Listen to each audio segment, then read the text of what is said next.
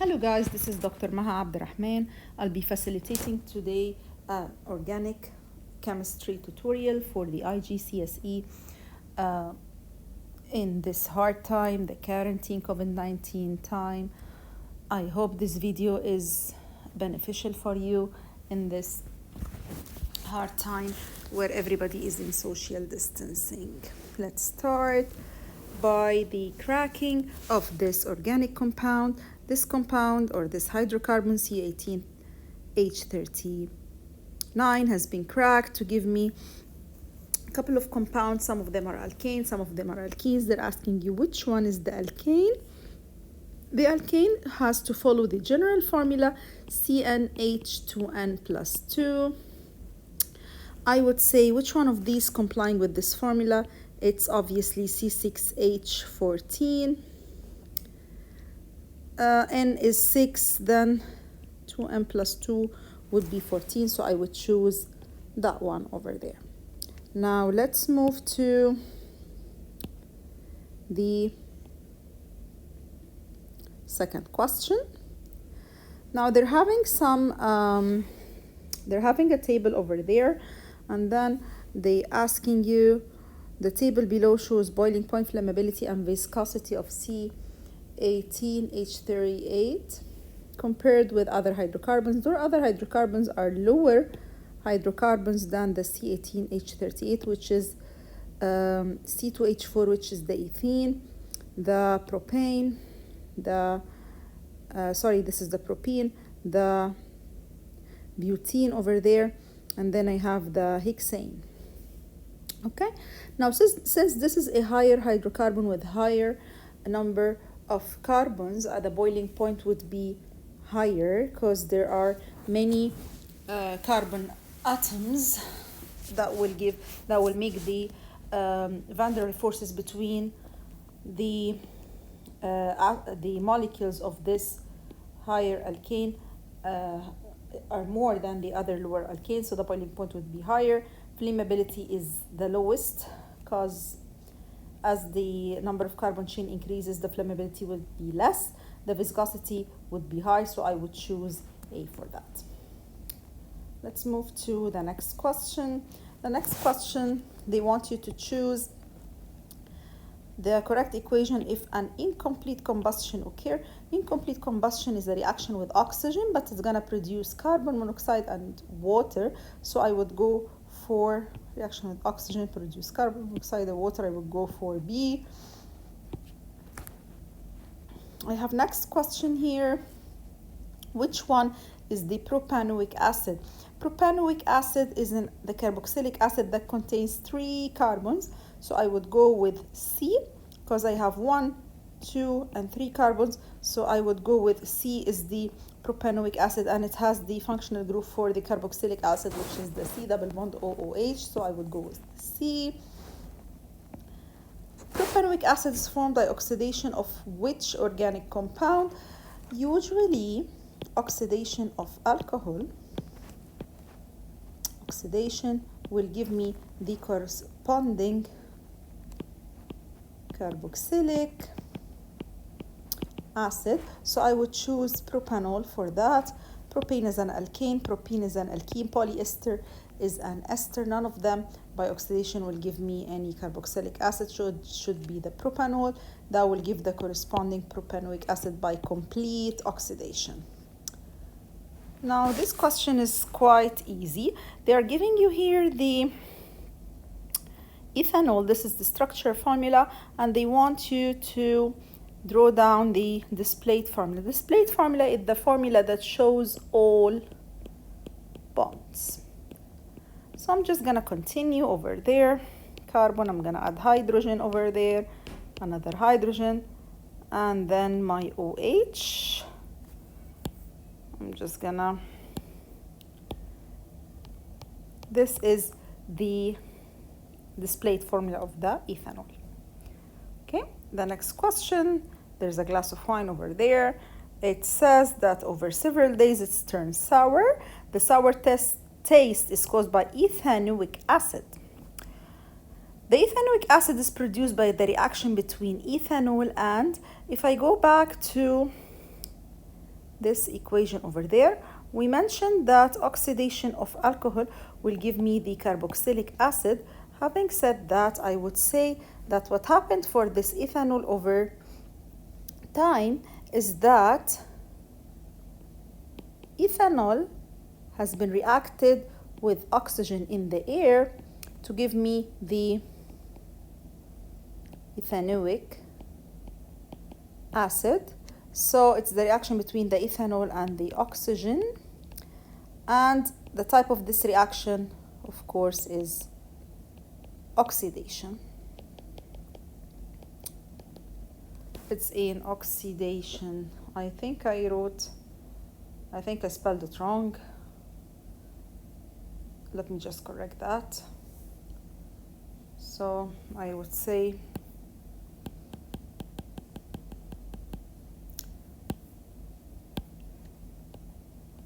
oxidation reaction. Okay. Next question is about propyl ethanoate. I need to go back to the page. It was there. Yes. So over here, this is the question. It says propyl ethanoate. Propyl ethanoate, from the name, I would recognize it as being an ester. This is an ester. Is a fragrance that can be produced by reacting ethanoic acid and an alcohol. As we know, guys, that usually to have an ester, you need to have alcohol reacting with an acid, or I would say carboxylic acid, this is called esterification, to give me the ester. So this is really the general equation that I'm gonna use. Propyl ethanoate is the member of series of organic compound. The member of the series all have the same functional group. Where is this functional group? I think that will be the question. This is the propyl ethanoate. Draw a ring around the functional group for the series. This is the functional group, which is for the ester, which is the C double bond O. This is the functional group for the ester. Now let's move to the other question. Name the series of the organic compound with this functional group. Obviously, I'm gonna name it ester. The alcohol used to make propyl ethanoate has this formula. Name the alcohol. Actually, they're making your life easy. They give you the formula, the structure formula of the alcohol. They just need the name. This alcohol has 1, 2, 3 carbon. That means it's not methane, not ethane. It is the propanol. Always the suffix "ol" for all the alcohols. So this is the propanol I'm having over here. Okay. Chlorine and bromine. Well, actually, we're done here with this organic question.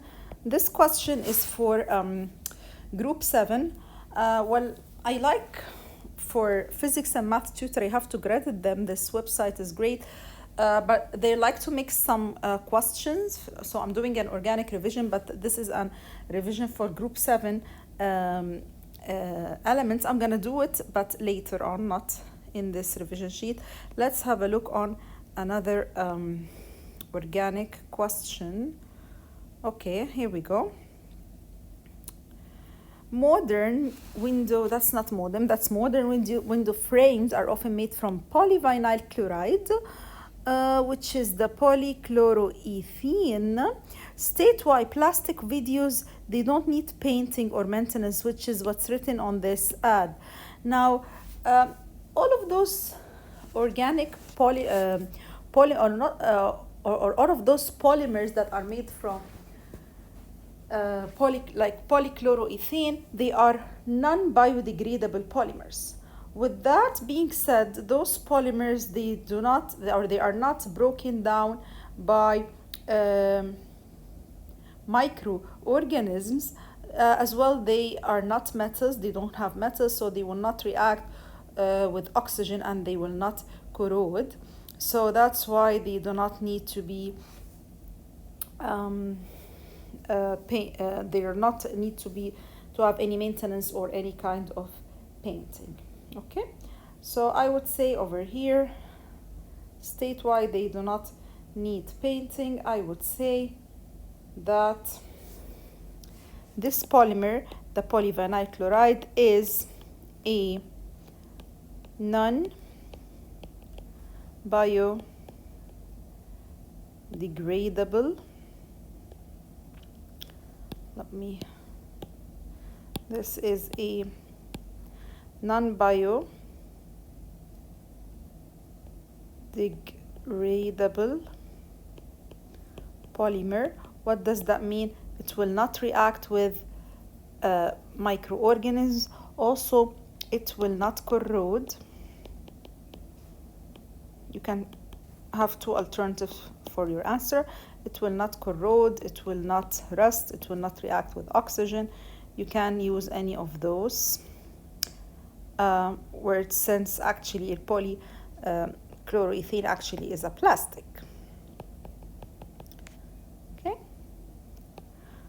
All right, now next question says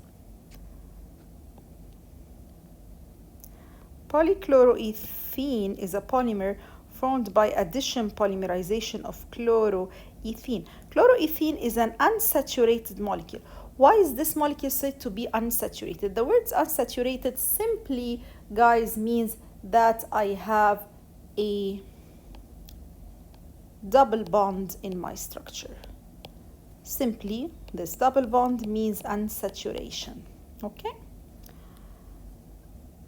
Complete the diagram to represent how polychloroethene is formed from chloroethene. Chloroethene is actually the monomer. So this is my monomer over there. This monomer, they want you to show what polymer will it form. Simply, guys, there's a very easy way to find out the polymer from the monomer. Can you see this double bond here? Just break it down and then draw the polymer as it is. That's it. So I'm gonna break the double bond now. Then that's my hydrogen, my other chloride. Then I have here hydrogen, I have here the other hydrogen. Then because I broke this double bond, there is still two missing bonds for each carbon, because as we know, carbon has to form 4 bonds because it is in group 4 to have a complete outer shell. So just extend those 2 bonds, because actually those 2 bonds will join with another 2 monomers and so on. So I'm gonna extend them outside my brackets, and then how many monomers I'm gonna have? I'm gonna have n monomers to form this polymers, which is the number over here. So my polymer is extended as long as n is there. If n is 100, I would have n monomers joined together to form that polymer. So it's that easy. Just break this double bond over there and then extend your 2 bonds outside the brackets. This is your polymer. That's it. The polychloroethene. Explain what is meant by polymerization. Polymerization is simply, as we said here, or as we saw here, you are using a monomer, you're bonding those monomers together. Those monomer is a small molecule to form a polymer, which is a long molecule or a long chain made up of many monomers. So let's write that. What is meant by polymerization? Okay, so polymerization is the reaction of many molecules, or you can say many monomers. Action of many molecules. Okay. Action of many molecules or monomers joined together to form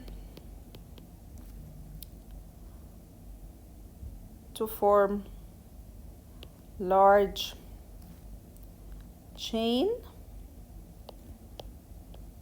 molecules or molecule, which is what I can name it, polymer. It's that easy.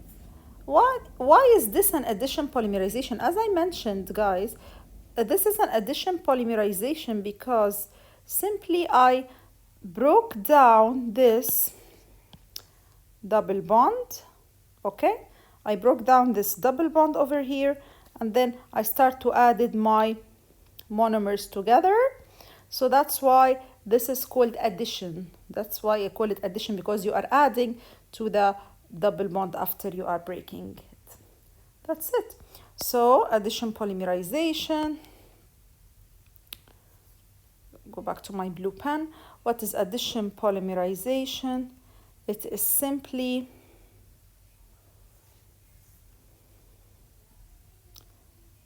or why is it an addition polymerization? I would say because the double bond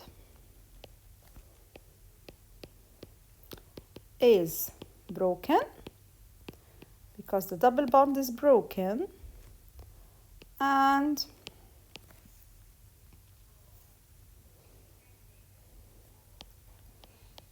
monomers are added accordingly.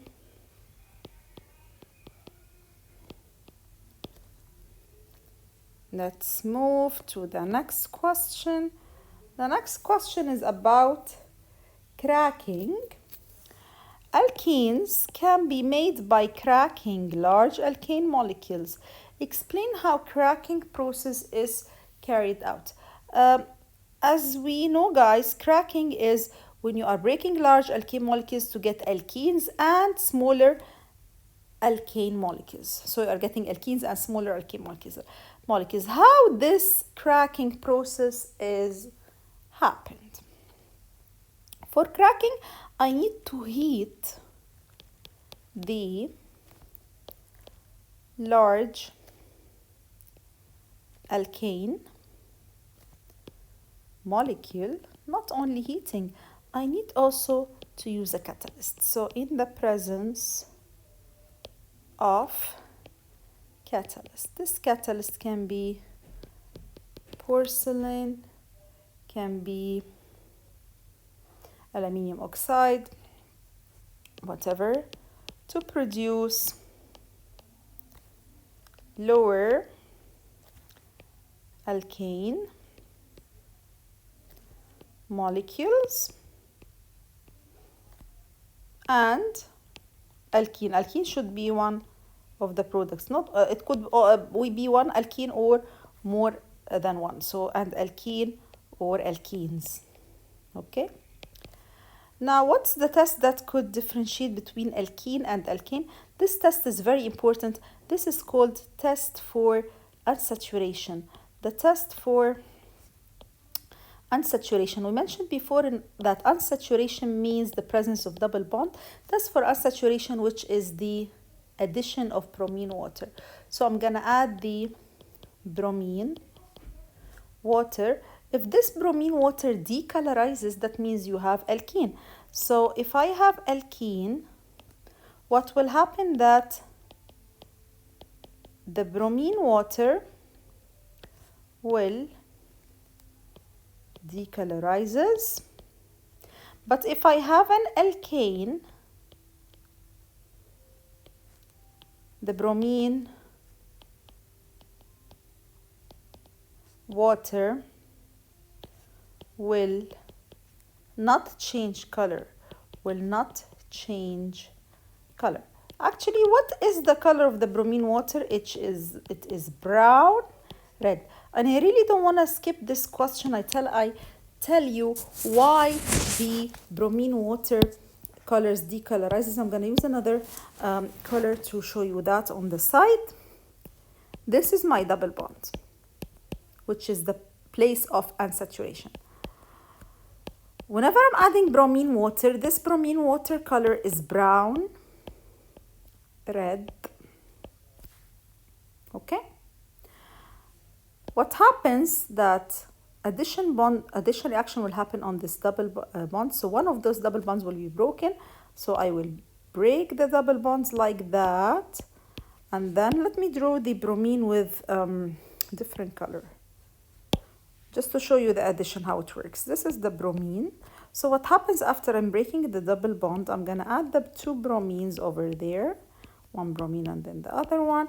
This will leaving me having no more bromine, no more brown red. This brown red actually will disappear because it's all here, guys, added to the double bond, and this compound is colorless.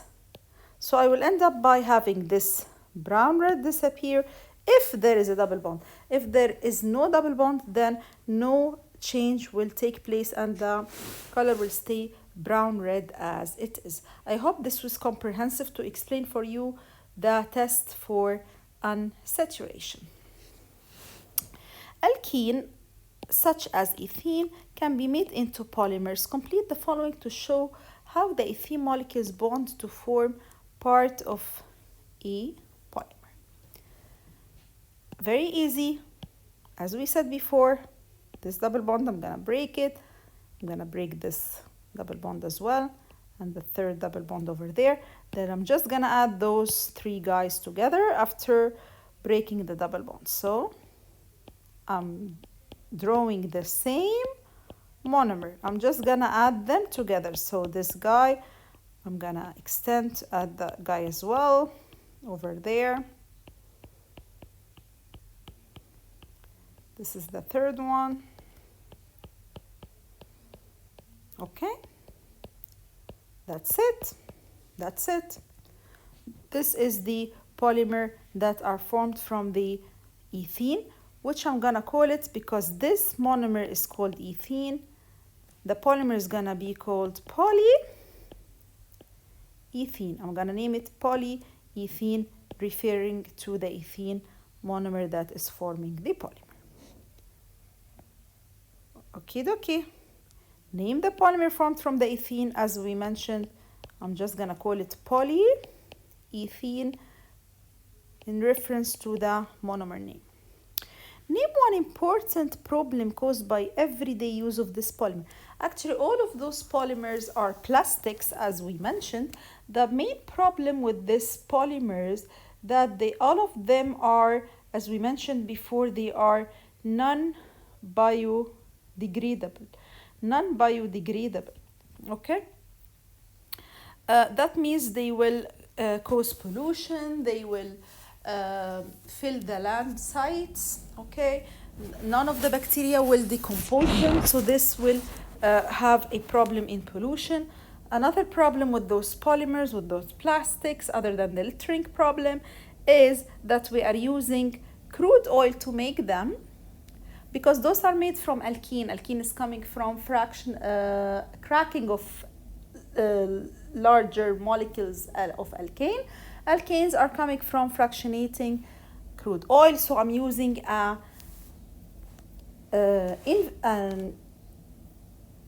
limited resources, or I would say a non-renewable resources to make up those plastics.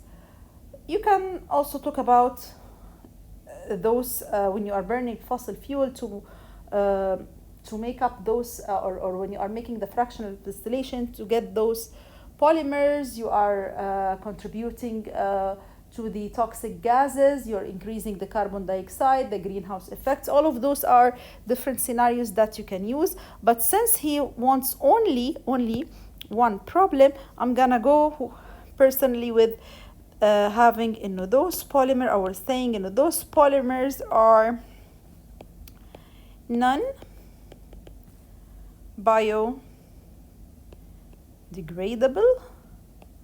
What does that mean? That means that they will not decompose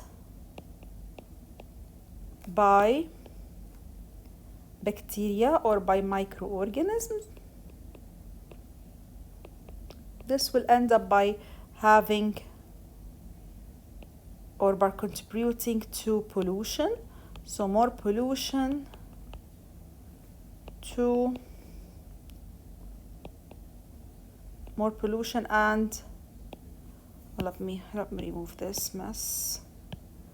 So I would say more pollution and landfill sites will be all full of those plastic polymers. Okay, now I still have two more questions here, two more organic questions. Let's do them to have a comprehensive video. So here you guys, you just need to fill in the blanks. Now this diagram shows a camping stove used by some students. There is a fuel that's used. This fuel is burned to give this flame. I have a food inside the pan. Okay, here he's helping you by giving you those words to fill in the blanks. Okay, so to use the stove, a fuel called methylated spirit is poured into the burner and lit with a match. The holes in the base let what into the stove? The holes in the base lets the or why there are some holes here in the base, just to let the gases enter to the fuel. What I need from these gases particularly is the oxygen to help this fuel to burn. So I would write here, okay, where was my, it's here. So I would write here, to let gases, I would choose gases, okay. This contains the gas that called what, which is needed for fuel to burn. Of course, the oxygen gas is the main gas that is needed for fuel to burn. When the fuel burns, new substances are formed. This shows that what takes place. Combustion takes place, but there's no word combustion here, so I'm gonna choose the chemical change. So there is a chemical change. Obviously, combustion or burning is a chemical change because I have a new substances that are formed. When all of the methylated spirits has burned, nothing is left in the burner. This shows that the new substance must all be gases. So I'm using here the word gas for the same time, okay? They didn't tell me that each word has to be used once, so I think we can use it twice. You know what also we can do? We can use this word here, air, instead of to let the gases. So I'm gonna remove gases and add air. Okay, so those holes in the base to let the air into the stove. Then what I need from the air is oxygen for the combustion. Yeah, that's better. Okay. But even if you wrote gases here, I mean like here, it's not a big problem. It's still correct. But I prefer to write air. Methylated spirits contain carbon and hydrogen. When the fuel burns, the carbon is changed into, obviously, when the fuel is burned, the carbon is changing into carbon dioxide. Okay? And then the hydrogen is changed into water vapor. Those are the two products of complete combustion. Let me check if they are here. Yes, they are here. I have the carbon dioxide. I have the water vapor. That question was not hard. When fuel is burned, it gives out what, which cooks the food in the pan? It gives out heat. Let's also go back to see if heat was one of the options. Yes, heat energy. So I would say heat energy to cook the, so I'm gonna add here heat energy, which is used to cook the food in the pan. Okay, last question as well about a spirit. Substances like methylated spirit, which we burn to give out energy, are called what? They are called fuel. The energy is given out as heat energy. This is very similar to the previous question. Choose a word from the list to complete the sentence below. The methylated spirit seems to disappear as it burns. Okay. The new substance produced during burning are mainly, of course, gases. We mentioned before, those gases are carbon dioxide and water.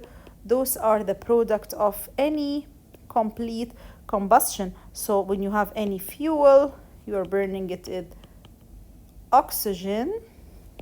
This will release carbon dioxide, water vapor, and most important, the energy which I'm using to cook the food or do whatever I want in that camp, or I can use it as a Bunsen burner or whatever.